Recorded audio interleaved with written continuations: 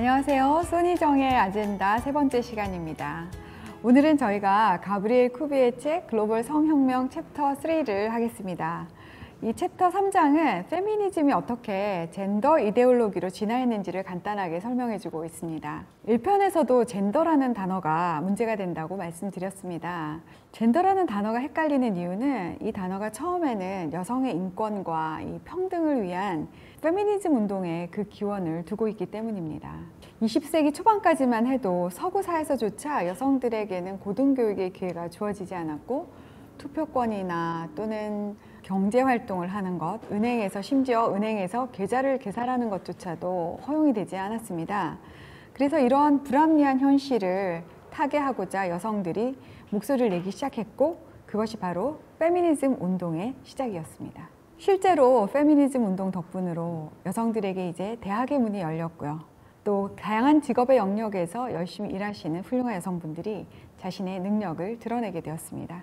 우리나라에도 맹렬하게 활동하신 여성분들을 알파걸이라고 하죠. 그러나 전 세계적으로 본다면 아직도 서구 사회와 우리나라처럼 경제가 좀 발달한 나라를 제외하고는 여성의 인권이 아주 낙후되어 있는 것은 사실입니다.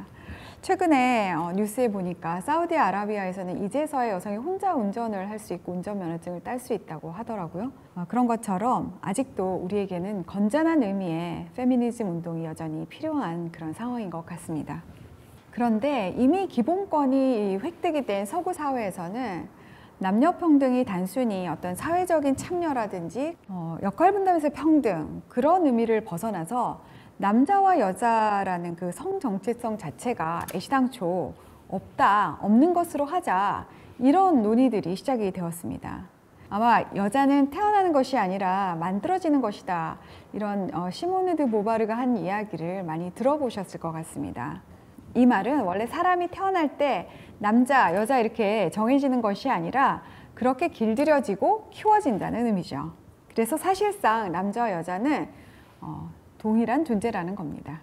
이 선언은 두 성별을 똑같이 만들어 버리려고 하는 급진적인 페미니스트 운동을 촉발시켰는데요.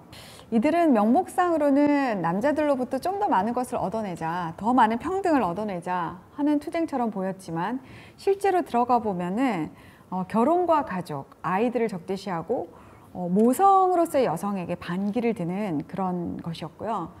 이 모성으로서의 여성에 대해서 반기를 들다 보니 성 규제를 완화하고 철폐해서 자유로운 성을 추구하는 그런 방식으로 점점 변질되게 되었습니다.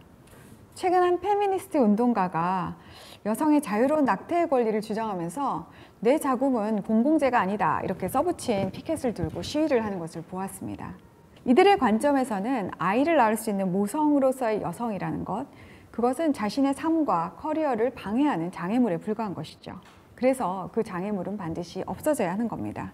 이 때문에 여성이란 성별을 스스로 혐오하고 또 자기 스스로를 물건에 비교하는 만큼 폄하하는 지경에까지 이르게 된 것입니다.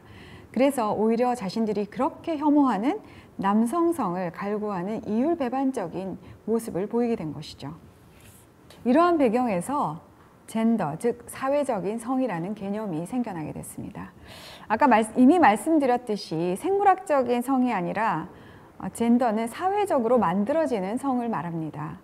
처음에 이 단어가 사용됐을 때는 여성성과 남성성의 사회적인 능력과 특징을 강조하기 위해서 사용되었던 단어였습니다. 그래서 지금도 젠더를 남자와 여자, 양성을 뜻한다고 생각하시는 분들이 있는 것 같습니다.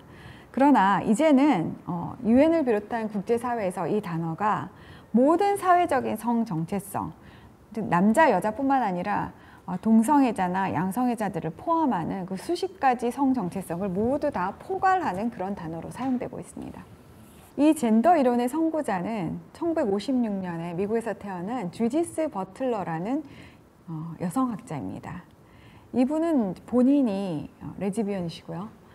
예일대학에서 박사학위를 받으셨고 미국 UC 버클리와 콜롬비아 대학에서 가르치시기도 하셨고 유럽의 철학 사상에도 많은 영향을 미치셔서 어마어마한 연구 자금을 끌어올 수 있는 학계의 거두입니다. 아직도 여전히 생존하고 계신 분이시죠.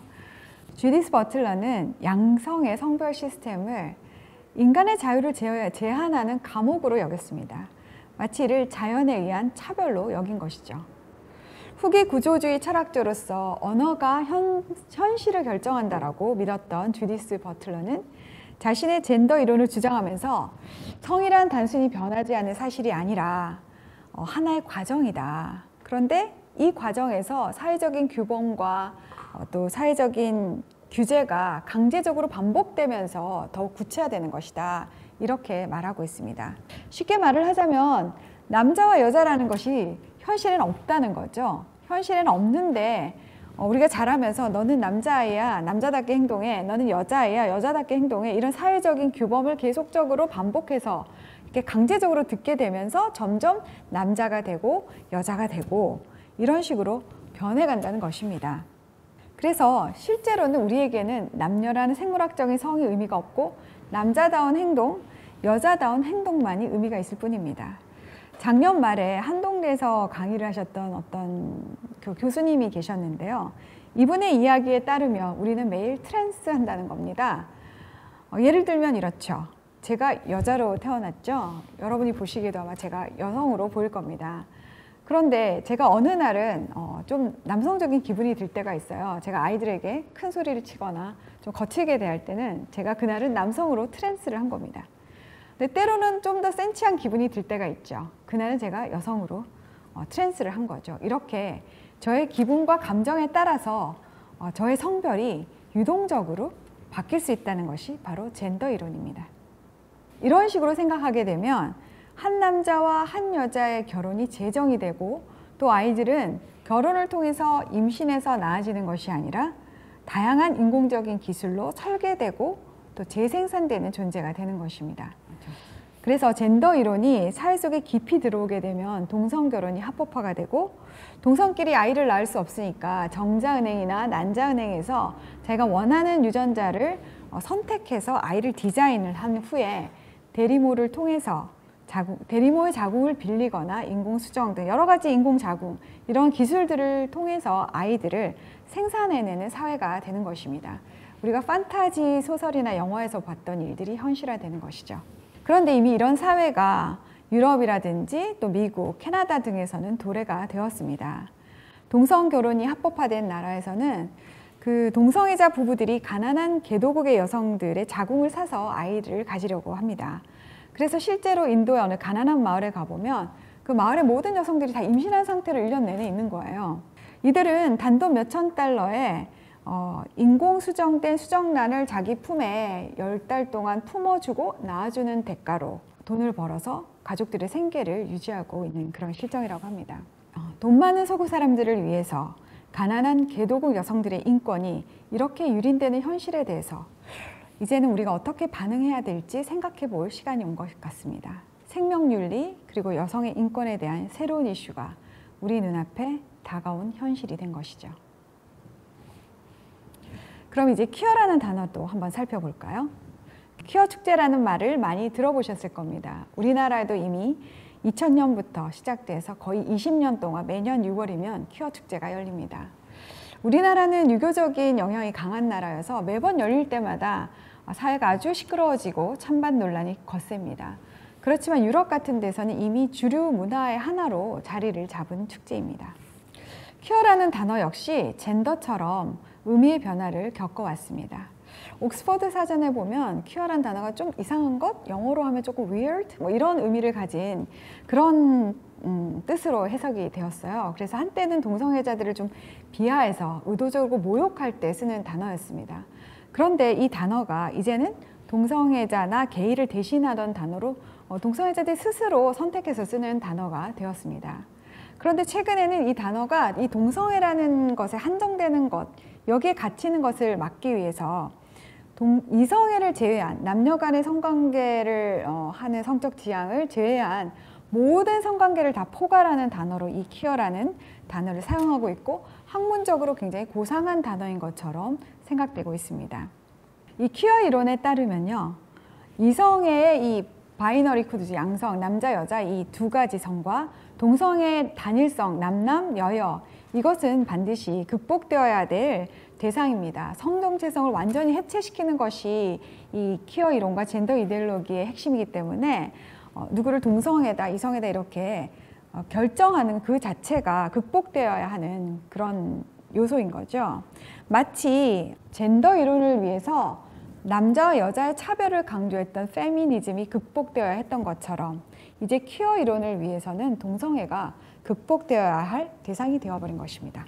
젠더와 퀴어란 이 단어의 변천을 바라보면요, 19세기나 20세기에는 어떤 경제적인 지배계급에 대한 전복이나 해체를 목적으로 공산주의나 사회주의가 나왔다면, 주디스 버틀러가 주장한 젠더 이론은 남자와 여자가 서로 사랑하는 이성애적 성관계를 여러 가지 성관계들 중에 지배계급으로 보고 이것을 해체함으로써 나머지 이 모든 피지배계급에 있는 이 모든 성적 지향들, LGBTI 등등등이 다 해방이 되어야 된, 그래서 다 같이 합력해서 이 이성애를 공격해야 되는 것으로 여기고 있다는 것입니다.